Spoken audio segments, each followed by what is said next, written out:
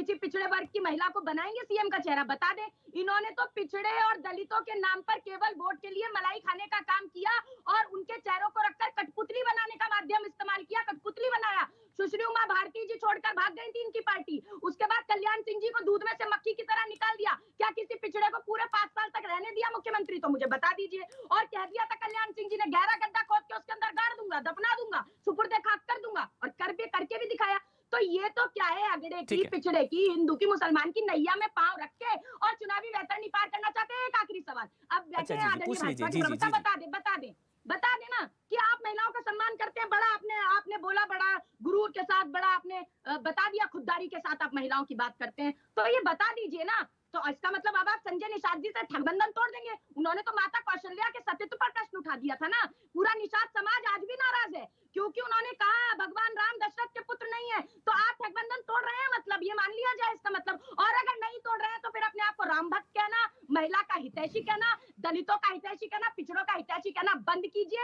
ये दुकानें चलाना बंद कीजिए दलितों और पिछड़ों के नाम पर और महिलाओं के नाम पर। ये सब दुकानें चलाई जा रही हैं कि माता कौशल्या पर टिप्पणी आपको बुरी लगी। आपको तब नहीं बुरा लगा जब प्रभुराम के अस्तित्व पर सवाल उठाए गए थे? आप बार-बार बोलते हैं। फिर मैं, जब आप भी बार-बार कौशल्या माता की टिप्पणी का जिक्र करेंगी तो मैं सवाल पूछूंगा ना, मैं नहीं भूलूंगा ना।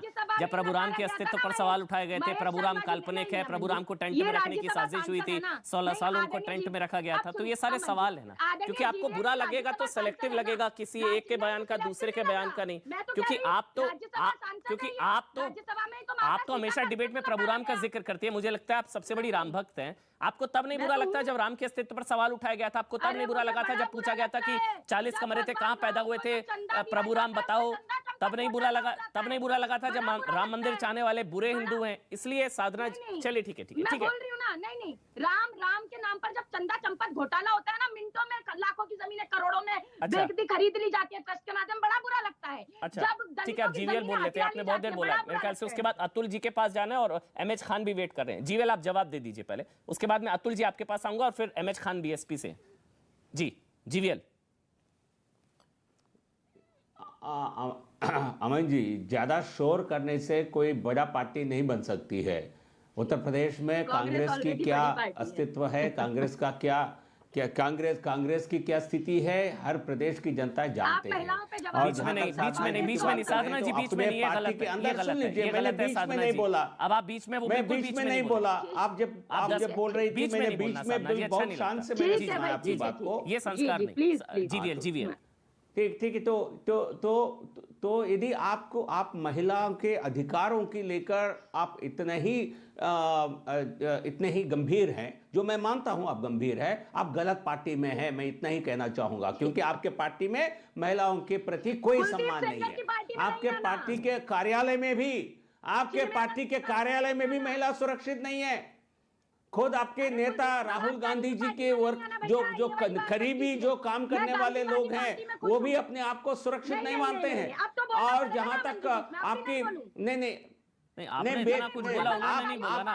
साधना जी, एक तरीका थोड़ी ना है। जब आपने इतना, आप बोल नहीं रहे, आप शोर कर रहे हैं, बोला वो बिल्कुल शांत, शोर शराबा कर रहे हैं। शोर शराबे से मेरी पार्टी बदलने की बात, तो आपने उनकी पार्टी पर सवाल उठाए थे ना। नहीं, आप गलत पार्टी में हैं, मैं उनकी पार्टी पर सवाल उठाए थे। आप बीच में बोलेंगे तो थोड़ी ना, बीच में बोलने से आपकी बात सही हो जाएगी। जनता तय करेगी कौन सही कौन गलत। बात खत्म, बोलने दीजिए उनको। ये तो मुझसे पूछ रहे हैं तो जवाब तो दे दूंगा। पूछेंगे जब मैं आऊंगा ना, तब आप बोलिएगा ना। साधना जी, आपने भी तो बोला बीजेपी, जब मेरी बात खत्म होगी तब बोलिए। खत्म करिए, ऑडियो बंद है सबका, क्योंकि मुझे अमेज खान के पास जाना है और अतुल जी के पास जाना है। जीवीएल। तो देखिए, कांग्रेस पार्टी और उनके नेता और नेत्री, उनकी अध्यक्षा महिला है, सोनिया गांधी जी हैं, और उनकी बेटी प्रियंका वाड्रा आज उनके पार्टी के कमाल संभाल रहे हैं उत्तर प्रदेश में। लेकिन वो जब केवल राजनीति करते हैं महिलाओं के सुरक्षा के नाम पर, जब कोई दुर्घटना घटती है जिसका हम घोर निंदा करते हैं, हर एक घटना पर, दुर्घटना हो या कोई गलत घटना हो, उस पर हम कार्रवाई करते हैं, लेकिन ये राजस्थान में जाकर एक बयान नहीं देते हैं। कोई कार्रवाई करने के लिए कम से कम उनके नेता और मुख्यमंत्री को उनको कभी नसीहत नहीं देते हैं। तो ये राजनीति, कांग्रेस पार्टी यानी आज देश की जनता जान चुकी है, और केवल मौका परस्त राजनीति करती है।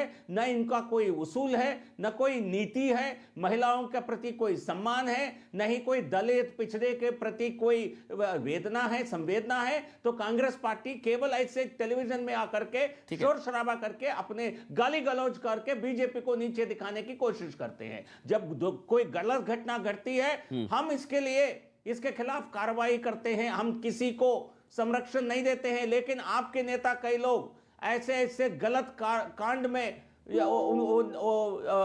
एक्यूज्ड हैं। अब देखिए कोई तंदूरी कांड में आपके नेता पकड़े जाते हैं, कोई नेता अपने पत्नी के संदिग्ध मृत्यु के कारण वो खटकरे में रहते हैं। आपके नेताओं के ऊपर राहुल गांधी पर खुद सवाल उठाए गए हैं। चलिए हम यूपी पर आ जाते हैं। उत्तर प्रदेश के संदर्भ में सवाल उठाए गए हैं। यूपी पे आ जाते हैं। अतुल जी के पास में जा रहा हूं क्योंकि एमएच खान भी वेट कर रहे हैं। केवल आरोप लगाकर निकलना चाहते हैं। ठीक है अतुल जी, पहले अपर्णा जी पर बात हो रही थी आपसे, फिर उसके बाद हरिओम जी पर बात हो रही थी। आज एक परिवार के एक और सदस्य हैं साड़ू जी, वो भी छोड़कर चले गए, प्रमोद जी। ये क्या हो रहा है? ये परिवार में भगदड़ क्यों है? और वो कह रहे हैं कि ये वाली समाजवादी पार्टी नहीं रही है, अब जिन्नावाद भारी हो गया इसलिए समाजवाद खत्म होता जा रहा है, इसलिए छोड़कर जा रहे हैं। अतुल जी। अमन जी देखिए, आपने बात करी अपर्णा जी की, प्रमोद गुप्ता जी की, हरिओम यादव जी की। जी, तीनों लोग बहुत मजबूत हैं। तो भाजपा जो है इन्हीं 3 मजबूत चेहरों के सामने जो है 3 सीटें जीत लेगी। तो हम तो ये कह रहे हैं ना कि 3 सीटें जीत लेगी, क्योंकि समाजवादी पार्टी तो 400 सीट लेकर के पताका फहराने जा रही है 10 मार्च को। यदि आपको लगता है कि भाजपा इन 3 महारथियों के आगे चुनाव जीत लेगी, इतने ही मजबूत चेहरे हैं, बाकी के भाजपा के पास कोई नेता ही नहीं बचा। आप कह रहे हैं सारे लायक भी नहीं है? नहीं, मैं तो कह रहा हूँ ना, क्योंकि बार-बार फोकस आपका जो सरकाज़म है वो समझ आ रहा है, मतलब ये तीनों इस लायक भी नहीं है। नहीं, मैं तो सरकाज़म की बात ही नहीं कर रहा, मैं तो ये कह रहा हूँ सीधी बात, यदि बार-बार फोकस करा जा रहा है अपर्णा यादव पे, प्रमोद गुप्ता पे, हरिओम यादव जी पे, तो ये 3 चेहरे हैं जिसको आगे करके भाजपा उत्तर प्रदेश का चुनाव जीतना चाहती है, जीत ले। ये हम तो कह रहे हैं 3 सीट ले सारे। मैंने कल भी पूछा था, परिवार ही साथ नहीं हो जब लड़ाई में, आज एक और सदस्य, तो ये छोड़कर क्यों जा रहे हैं? ये आत्ममंथन का विषय नहीं है आपके लिए? ये लोग किसी लायक नहीं है? अब आप ये कह रहे हैं कि इनसे 3 सीटें निकलने वाली, इनसे जीत ले, 3 जीतनी है बीजेपी ने। अब आप जो भी आरोप लगा रहे हैं इन तीनों पर, लेकिन ये कह क्या रहे हैं? और ये इनके आरोप आपके लिए मायने नहीं रखते हैं? परिवार वाले छोड़कर जा रहे हैं, आपको फर्क नहीं पड़ता? इन्हें देखिए, इन्हें ये आरोप लगाते हुए शर्म आनी चाहिए। आज भी अपर्णा यादव जी जो है मुलायम सिंह नेताजी के साथ ही रहती हैं, तो जिस तरीके का ये आरोप लगा रहे हैं, इन्हें शर्म आनी चाहिए किस तरीके का आरोप ये लगा रहे हैं। अपर्णा यादव को शर्म आनी चाहिए, आप ये कह रहे हैं? नहीं, आज नहीं, ये आरोप प्रमोद गुप्ता ने लगाया। हाँ, प्रमोद गुप्ता को शर्म आनी चाहिए, इन लोगों को शर्म आनी चाहिए, इन्हें लोगों को शर्म आनी चाहिए ना। कि आप बताइए, आज भी अपर्णा यादव, ये लोग ये कह रहे हैं कि अब समाजवाद जो है ना, सुनिए अतुल भाई, उनका ये कहना है, प्रमोद जी को अगर आपने सुना हो, उनका ये कहना है कि जिन्नावाद समाजवाद पर भारी पड़ गया है। दंगाइयों को, गैंगस्टर्स को, हत्यारों को और ऐसे लोगों, माफियाओं को टिकट दी जा रही है। वो असल समाजवाद रहा ही नहीं है जो मुलायम वाला समाजवाद था। अखिलेश का समाजवाद हावी हो गया मुलायम के समाजवाद पर, पिता को बंधक बनाया हुआ है। प्रमोद जी खुलासा कर रहे हैं कि अखिलेश यादव ने मुलायम सिंह यादव को बंधक बनाया हुआ है। अमन जी, मैंने तो उसका जवाब दे दिया कि इस तरीके का आरोप लगाने में प्रमोद गुप्ता को शर्म भी नहीं आती कि वो कह क्या रहे हैं। मैंने आपको बता दिया, बार बार मैं क्या रिपीट करूं कि अपर्णा यादव जी आज भी नेताजी के साथ रह रही हैं लखनऊ वाले निवास में। तो ये आरोप लगाना, कितना इनको शर्म आनी चाहिए इस तरीके का आरोप लगाने में। एक बात, दूसरी बात, इससे ऊपर चलते हैं, जो आपने बात करी कि समाजवादी पार्टी जो है अपराधियों को टिकट दे रही है। आप बताइए, भाजपा ने अब तक जितनी सूची जारी करी, क्या 40% से ज्यादा उसमें जो गंभीर धाराओं में जितने मुकदमे दर्ज हैं, टिकट देने का काम करा? नाम बताइए, नाम बताइए। योगी आदित्यनाथ सबसे बड़ा नाम। योगी आदित्यनाथ तो सीएम है, उनको तो जनता ने चुनकर भेजा।